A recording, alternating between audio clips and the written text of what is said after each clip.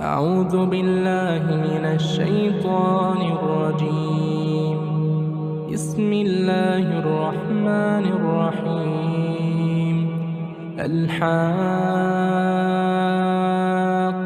ما الحاقة وما أدراك ما الحاقة كذبت ثمود وعاد بالقارعة فأما ثمود فأهلكوا بالطاغية وأما عاد فأهلكوا بريح صرصر عاتية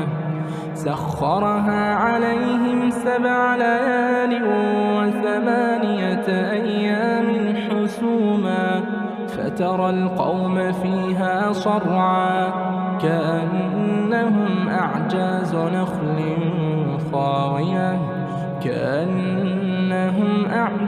نخل خاوية فهل ترى لهم من باقية وجاء فرعون ومن قبله والمؤتفكات بالخاطئة فعصوا رسول ربهم فأخذهم أخذة رابية إنا لما طغى الماء حملناكم في الجارية إنا لما طغى الماء حملناكم في الجارية لنجعلها لكم تذكرة وتعيها أذن واعية فإذا نفخ في الصور نفخة واحدة وحملت الأرض والجبال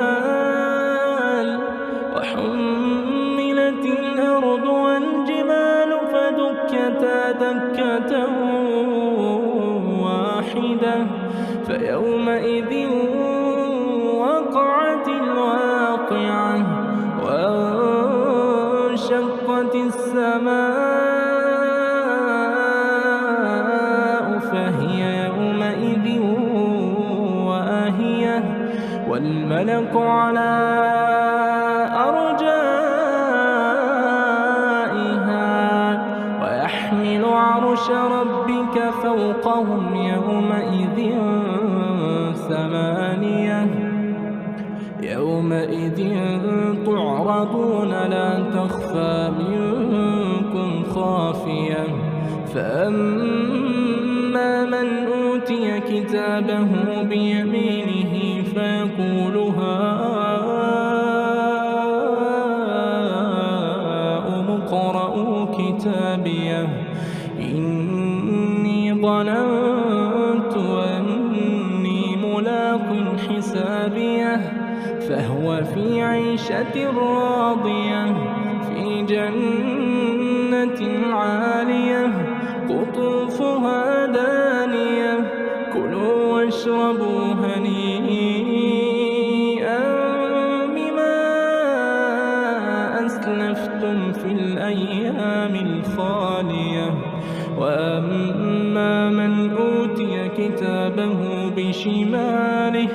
فيقول يا ليتني لم أوت كتابيه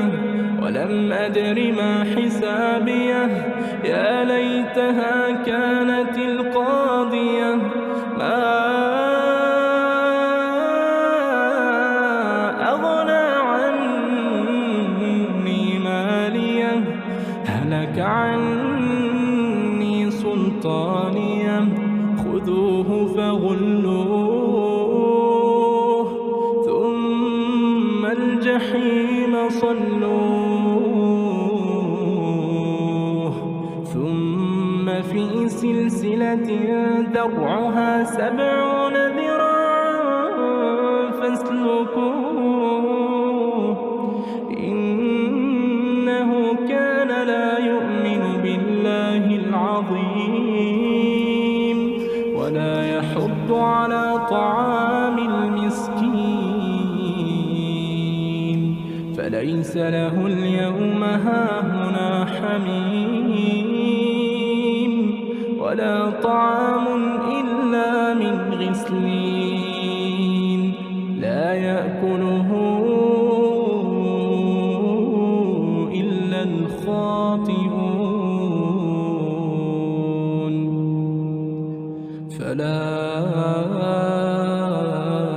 أقسم بما تبصرون وما لا تبصرون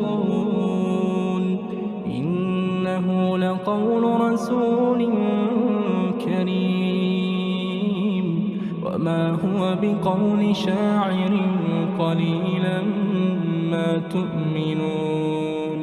ولا بقول كاهن قليلا ما تذكرون تنزيل من رب العالمين ولو تقول علينا بعض الأقاويل لأخذنا منه باليمين ثم لقطعنا منه الوتين فما منكم من أحد عنه حاجزين وإنه لتذكرة للمتقين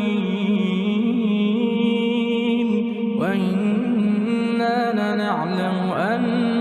منكم مكذبين وإنه لحسرة على الكافرين وإنه لحق اليقين فسبح باسم ربك العظيم